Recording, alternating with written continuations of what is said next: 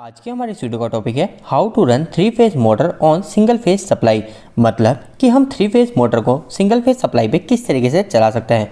दोस्तों सबसे पहली चीज़ आपके माइंड से यह डाउट को क्लियर कर लीजिए। कई लोगों के मन में यह कन्फ्यूजन होता है और कई लोग आपसे यह क्वेश्चन भी पूछते हैं कि हम 3 फेज मोटर को सिंगल फेज पे चला सकते हैं। तो अगर आपसे कोई इस तरह का सवाल पूछे तो आप बिल्कुल बोल सकते हैं हाँ हम 3 फेज मोटर को सिंगल फेज पे चला सकते हैं। अब वो कैसे चला सकते हैं वो इस वीडियो के अंदर मैं आपको बताने वाला हूँ।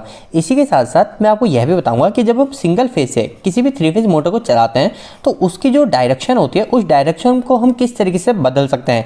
इसके साथ साथ हमको कनेक्शन किस तरीके से करना है ये भी हम जान लेंगे। तो वीडियो को स्टार्ट कर लेते हैं। दोस्तों सबसे पहली चीज जैसा कि हम सभी को पता है हमारी जो 3 फेज मोटर होती है इसके कनेक्शन हम दो तरीके से करते हैं। एक करते हैं स्टार कनेक्शन और एक करते हैं डेल्टा कनेक्शन। अब दोस्तों अगर आप सिंगल फेज से 3 फेज मोटर को चलाना चाहते हैं तो आपको इसके लिए क्या चाहिए, तो आपको सिर्फ एक उपकरण की जरूरत पड़ेगी, वो है कैपेसिटर। एक कैपेसिटर की मदद से आप आपकी मोटर को आसानी से चला सकते हैं। अब इसके कनेक्शन किस तरीके से होंगे वो हम जान लेते हैं। इसके बारे में मैं आपको यह भी बताऊंगा कि अगर आप आपकी मोटर को कैपेसिटर की मदद से चला रहे हैं तो आपको उस समय कितने माइक्रोफैराड का कैपेसिटर लगाना है। और दोस्तों आपको बिल्कुल भी सोचने वाली बात नहीं है क्योंकि ऐसा करके हमने कई बार हमारी कंपनी में 3 फेज मोटर को सिंगल फेज से चला रखा है। अब हम कैसे करते हैं वो हम डायरेक्ट जान लेते हैं। तो सबसे पहले हम सभी को पता है सिंगल फेज के अंदर हमारे पास 2 वायर होंगे, एक फेज का और एक न्यूट्रल का। तो मैंने यहाँ पे ले लिया। तो दोस्तों जब भी आप 3 फेज मोटर का कनेक्शन करने जाएंगे तो आपको आपकी मोटर की नेम प्लेट पे ऐसे 6 टर्मिनल दिखेंगे। अब सबसे पहली चीज अगर आपको आपकी मोटर को क्लॉकवाइज डायरेक्शन में घुमाना है तो आपको क्या करना पड़ेगा, आपको आपकी मोटर को डेल्टा में कनेक्ट करना है। और डेल्टा के लिए हम क्या करते हैं, इधर के सामने वालों को तीनों को शॉर्ट कर देते हैं। अब इसके बाद में दोस्तों आपको इस फेज और न्यूट्रल को किस तरीके से काम में लेना है। सबसे पहली चीज आप क्या कीजिएगा, आपने जो कैपेसिटर मैंने आपको बताया उस कैपेसिटर को लीजिएगा और कैपेसिटर के हमारे पास 2 वायर होते हैं। तो कैपेसिटर को इन दोनों के अंदर जैसे मैंने जोड़ दिया, आप किसी भी 2 के अंदर टर्मिनल में जोड़ सकते हैं। अब इसके बाद में दोस्तों हमारे पास एक फेज और एक न्यूट्रल, ये 2 वायर बच जाते हैं। अब दोस्तों सबसे पहले हमको क्या करना है, हमारे पावर सप्लाई का जो फेज वायर है इस फेज वायर को आपको ले लेना है और हमने यहाँ पे मोटर के टर्मिनल पे जहाँ पे कैपेसिटर को कनेक्ट किया था इन दोनों में से किसी भी एक में आपको फेज वायर को ले जाके जोड़ देना है, जैसा मैंने यहाँ पे जोड़ रखा है। अब दोस्तों आखिर में मेरे पास सिर्फ एक न्यूट्रल बचेगा। इस न्यूट्रल को मेरे को ले जाना है और जिस टर्मिनल पे यहाँ पे आपको दिख रहा है इस टर्मिनल पे कोई भी वायर कनेक्ट नहीं है तो इस टर्मिनल पे मेरे को ले जाके हमारे न्यूट्रल को जोड़ देना है और मेरे कनेक्शन कंप्लीट हो चुके हैं। अब दोस्तों जैसे आप इस तरीके से कनेक्शन करके मोटर को डेल्टा में फेज और न्यूट्रल देंगे तो आपकी जो मोटर है वो क्लॉकवाइज डायरेक्शन में घूमने लग जाएगी। लेकिन दोस्तों आपकी मोटर तो क्लॉकवाइज डायरेक्शन में घूमने लग गई, पर आप यह चाहते हैं कि आपकी मोटर को क्लॉकवाइज डायरेक्शन में नहीं घुमाना है, आपको एंटी क्लॉकवाइज डायरेक्शन में घुमाना है, उसकी डायरेक्शन को चेंज करना है मोटर की।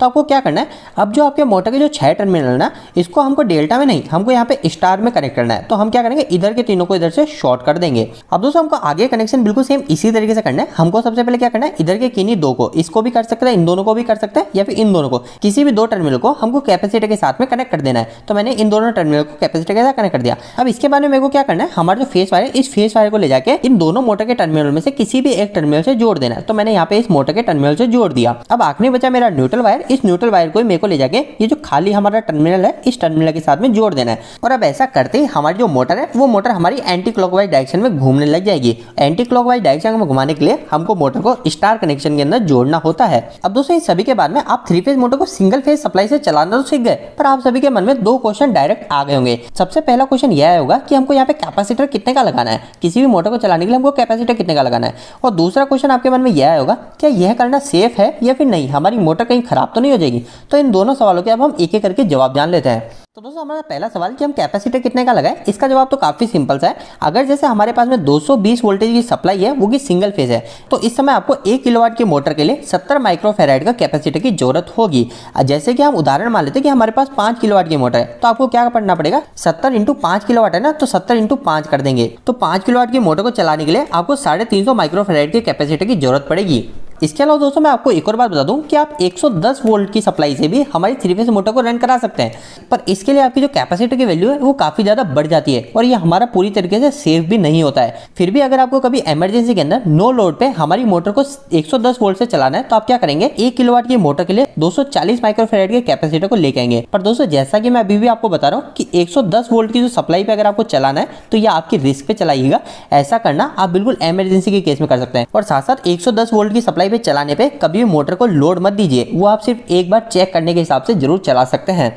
अब दोस्तों इसके बाद में हमारा दूसरा सवाल ये है, क्या इस तरीके से कनेक्शन करना हमारा पूरी तरीके से सेफ है या नहीं।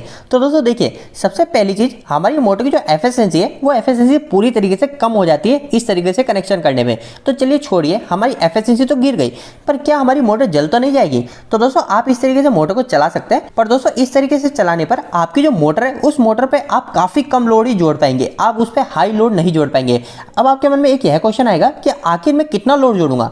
तो दोस्तों आपको हमेशा क्या करना है, आपकी जैसे मोटर है, इस मोटर की नेम प्लेट पे जाना है, आपको उस पे उसका एफएलसी देखना है, उसका फुल लोड करंट कितना है। तो जैसे मेरी ये मोटर है, इस मोटर का फुल लोड करंट 5 एम्पियर ही है, तो मैं क्या देखूंगा, हमारी जो ये मोटर है, इस मोटर पे मैं कभी भी 5 एम्पियर ज्यादा करंट को नहीं दूंगा। जैसे मेरी मोटर सिंगल फेज सप्लाई चलने पे 4 एम्पियर ले रही थी, तो मैं क्या करूंगा, इस पर थोड़ा सा लोड जोड़ूंगा, और जैसे मेरी मोटर 4.5 एम्पियर जितना करंट लेने लग जाएगी, तो मैं इससे ज्यादा इस पर लोड नहीं जोड़ूंगा।